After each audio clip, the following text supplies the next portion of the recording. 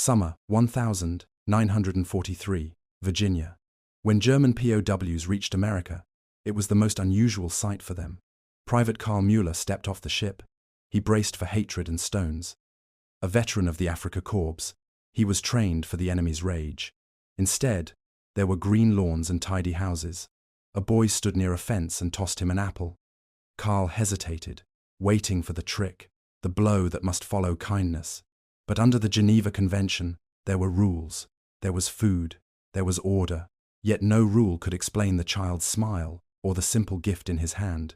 When the enemy offers you mercy instead of punishment, is it a gift or a more confusing kind of prison? Tell us in the comments what city you're watching from and the time. We are interested to see where these accounts reach. If the truth behind enemy lines matters, subscribe to keep these stories heard. The journey across the Atlantic had erased the memory of solid ground.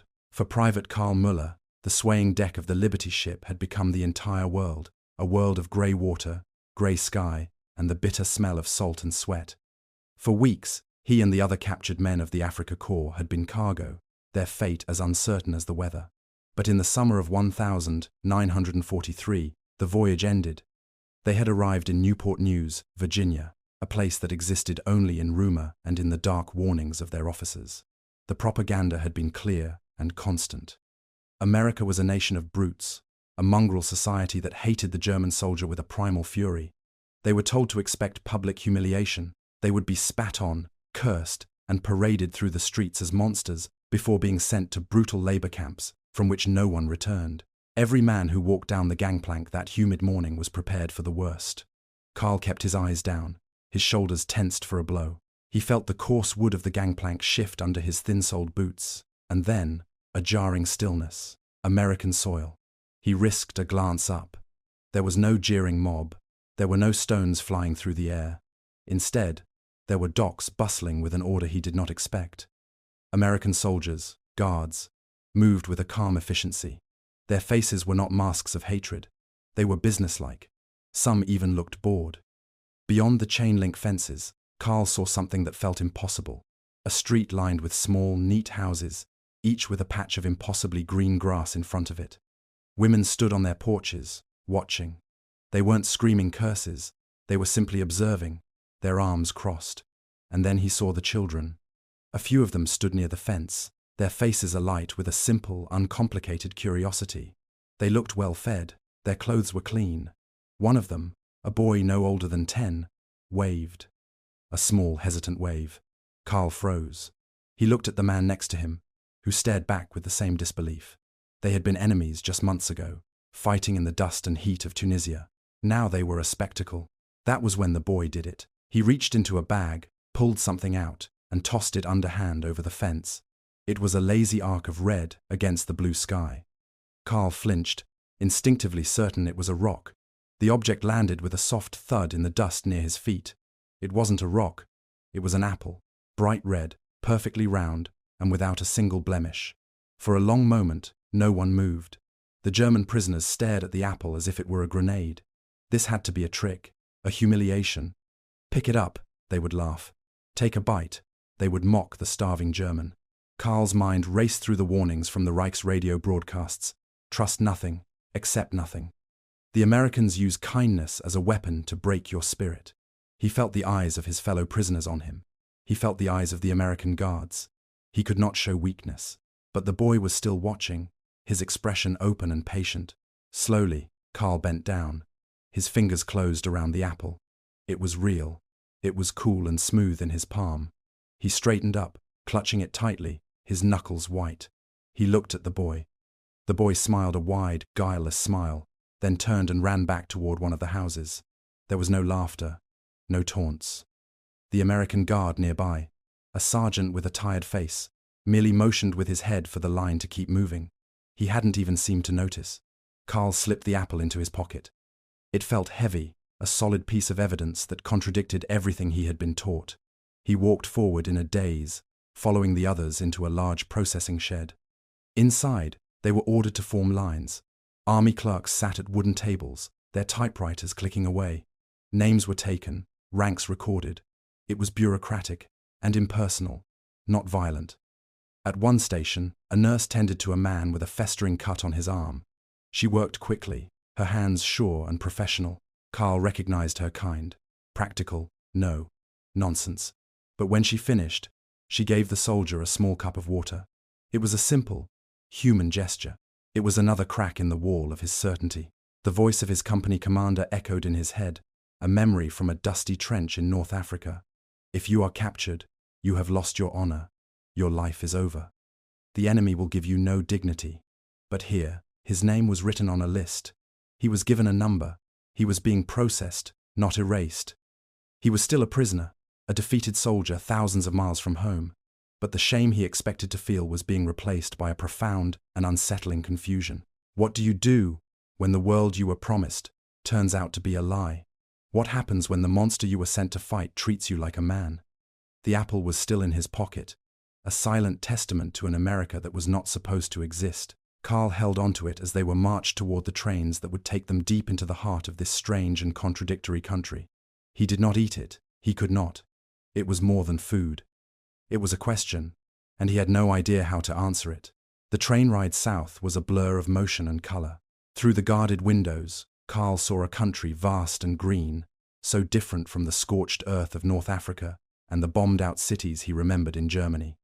By the end of 1943, he was one of over 150,000 German prisoners transported to the American interior, a number that would swell to nearly 425,000 men held in over 700 camps before the war's end. Carl's destination was Camp Hearn, Texas. When he stepped off the train, the heat hit him like a physical blow. The landscape was flat, dusty, and endless. The camp itself was a city of simple wooden barracks, surrounded by barbed wire and watchtowers. It was a prison, without a doubt. But inside that prison, the paradox that began with an apple on the docks only deepened. On his first day, he and the other new arrivals were led to a building with a tall smokestack. The showers. Carl expected a cold, harsh spray, a quick and humiliating cleansing. Instead, hot water poured down on him. For the first time in months, perhaps years, he felt the grime and the exhaustion of the war wash away. The soap was rough, but it was soap. He stood there for a long time, letting the steam envelop him, feeling a layer of himself he thought long dead return. In his diary that night, another prisoner wrote a simple sentence that echoed through the barracks. I felt human again. The daily routine was built on a foundation of unbelievable normalcy. There were 3 meals a day, served in a large mess hall. There was meat, something he hadn't seen regularly in a year. There was bread that wasn't stale. And there was coffee, real coffee, hot and bitter and strong. For men who had been surviving on scraps, it was a feast that bordered on the surreal. They were put to work, some in the camp, others sent to local farms to help with the cotton harvest. For their labor, they were paid in camp scrip, a currency they could use to buy small comforts like cigarettes or chocolate at the post exchange. All of this, they learned, was not random charity. It was policy. The United States was a signatory to the 1929 Geneva Convention, an international agreement that dictated the rules of war. The rules were clear. Prisoners of war must receive the same food, housing, and medical care as the captor nation's own soldiers. This meticulous adherence to a code of conduct was, to Carl, more shocking than brutality would have been. He and his comrades had been soldiers in an army that, on the Eastern Front, was deliberately starving millions of Soviet prisoners to death. The idea that an enemy would follow a rule book, that they would honor a prisoner's basic dignity, was an alien concept. It directly challenged the Nazi doctrine that all mercy was weakness. Yet it wasn't just the official policies that chipped away at their certainty. It was the small, unsanctioned moments of human contact. The guard supervising Carl's work crew was a sergeant from Texas, a man who rarely smiled but never shouted. He enforced the rules strictly, counting heads and checking for contraband. But during a work break, one sweltering afternoon, he sat on a crate, pulled out a harmonica, and played a slow, sad tune. The melody was unfamiliar, but the feeling was universal. The prisoners stopped talking and just listened, the notes hanging in the thick Texas air. Some of them hummed along, a few even managed a half smile. For those few minutes, they were not guards and prisoners. They were just men, resting in the shade. On another occasion, while working on a farmer's wife left a basket of peaches on a fence post near the road, where the Germans would march back to camp. She did it quietly, without a word, and was gone before they passed. The men took one each, eating the sweet, juicy fruit in silence. These acts were not in any rulebook. They were choices made by ordinary people who saw not a monster in a uniform, but a young man far from home. But every act of kindness came with a price. Late in the fall, a letter arrived from Karl's mother, Ilse. It was filled with news of the village, of neighbors and harvests. She never complained directly, but he learned to read between the lines. "We are grateful for the potato harvest," she wrote. "It will see us through the winter." She didn't have to say that potatoes were all they had. She didn't have to describe the hollow hunger that lived in every house in Germany. That night, Karl lay on his cot, the taste of his dinner still in his mouth. He was warm, he was fed, he was safe. And his family was starving. The shame hit him with the force of a physical illness. His survival felt like a betrayal. In the quiet darkness of the barracks, surrounded by the soft breathing of other sleeping men, a devastating thought took root in his mind. We are safer here as enemies than they are at home as our families. As the months turned into a year, the camps evolved into something more than just places of confinement. They became strange, self-contained worlds with their own economies, cultures, and routines. At Camp Tonkawa in Oklahoma, the Americans opened a library. For Karl, who had grown up on a farm with only a few books in the house, it was a revelation. He found works by American authors, translated into German. He read the stories of Mark Twain, tales of adventure and humor from a country he was supposed to hate. The prisoners were offered classes. There were lessons in English, agriculture, and even mathematics. It was a structured and purposeful existence that stood in stark contrast to the chaotic violence of the front lines. The entire experience was so divorced from their expectations of war that one prisoner, a former university student from Berlin, famously remarked, "This is not war, it is a school." It was a sentiment that spread quietly through the barracks, a recognition that their captivity was stripping away their ideology and replacing it with something they didn't yet have a name for. But this new education did not reach everyone. Inside the barracks, a silent war was being fought. A small but disciplined group of ardent Nazis maintained a shadow command structure. They held secret meetings, enforced loyalty to the Reich, and punished those they saw as growing soft or too friendly with the Americans. They whispered that the kindness was a trick, a Jewish-American plot to weaken their resolve. They were a constant, menacing reminder of the world they had left behind. On the other side of this divide were men who found solace not in ideology, but in faith. American Lutheran pastors of German descent were permitted to hold services, and the sound of familiar hymns sung in their native tongue offered a different kind of comfort. For Karl, who stood somewhere in the middle, it was a quiet struggle. He attended the church services, finding a moment of peace in the old words, but he remained wary of the hardliners in his barracks, careful not to draw their attention. He did his work, read his books, and kept his thoughts to himself, navigating the strange currents of mercy and discipline that defined his life. The paradox was not just felt by the prisoners. It rippled through the American communities that surrounded the camps. Nurse Margaret Evans, working at a hospital near a large camp in Virginia, saw the convoys of German wounded arrive. Her two brothers were fighting overseas, one in the Pacific. Every time she changed the dressing on a German soldier's wound, she felt a knot of conflicting emotions. "They looked so young," she later recalled. "They looked like boys my brother's age." Her duty, both as a nurse and as a soldier in the US Army, was to provide care. But some of the townspeople saw it differently. They saw her tending to the enemy while their own sons were in harm's way. Public opinion was a fragile thing. Newspapers ran articles questioning why German prisoners were living in relative comfort while American families were dealing with ration books and shortages. Congressmen debated the cost of housing and feeding hundreds of thousands of enemy soldiers.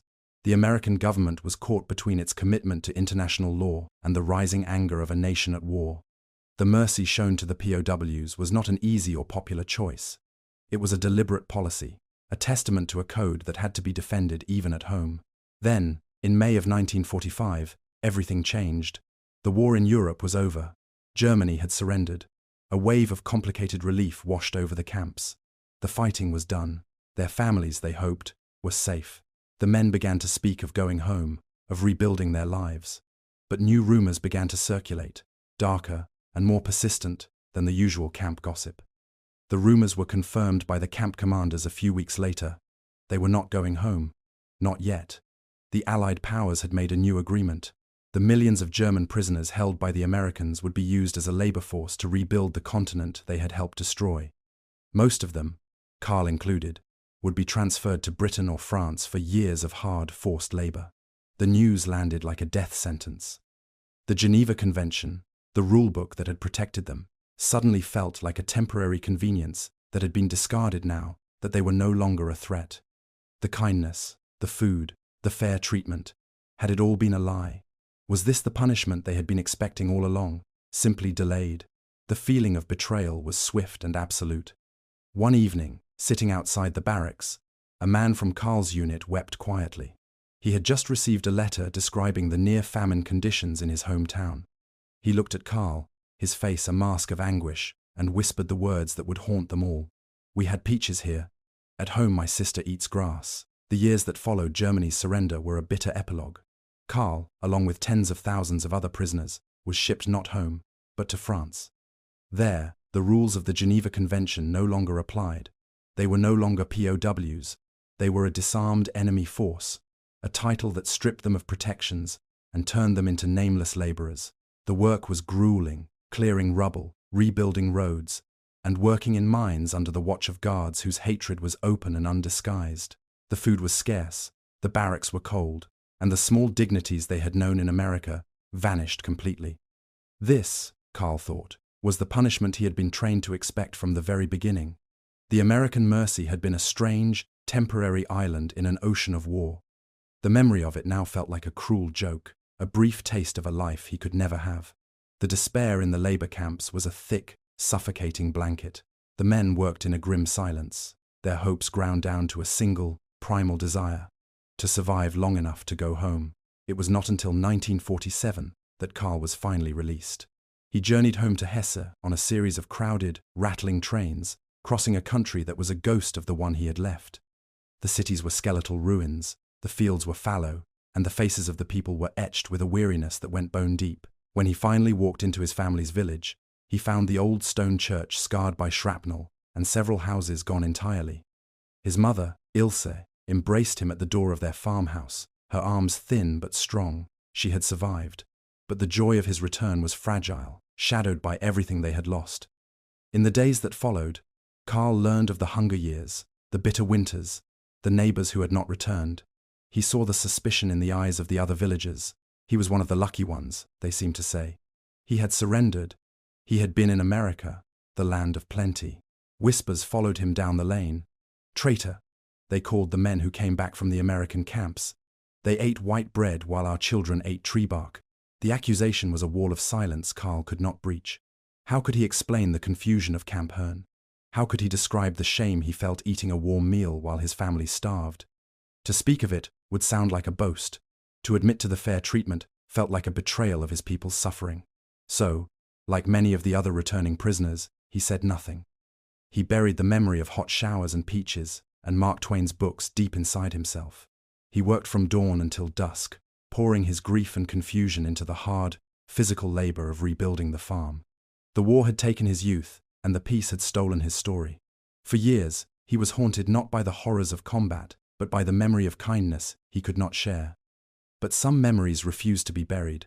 One autumn afternoon, while clearing an overgrown part of their land, he saw his young nephew, a boy born after the war, toss a bruised apple to a friend. The arc of the apple through the air was a perfect echo of that moment on the docks in Virginia. In an instant, Karl was back there, a young soldier braced for hatred. Looking at a piece of fruit in the dust, he finally understood. The apple had not been a trick. It was not a symbol of American decadence or a weapon of psychological warfare. It was just an apple, given by a boy who saw not an enemy, but another human being.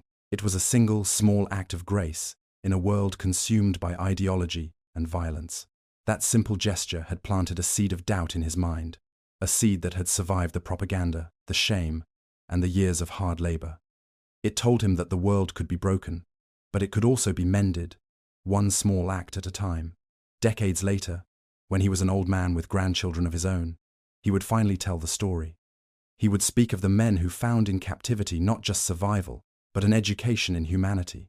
He would remember those who later returned to America as immigrants, their lives forever changed by the encounter. But he would always start the story in the same place. "A boy threw me an apple," he would say. "I carried that memory through the ruins of Germany. It told me the world could still be kind." For men told to expect hatred, it was the most unusual sight of all. Mercy in the uniform of an enemy.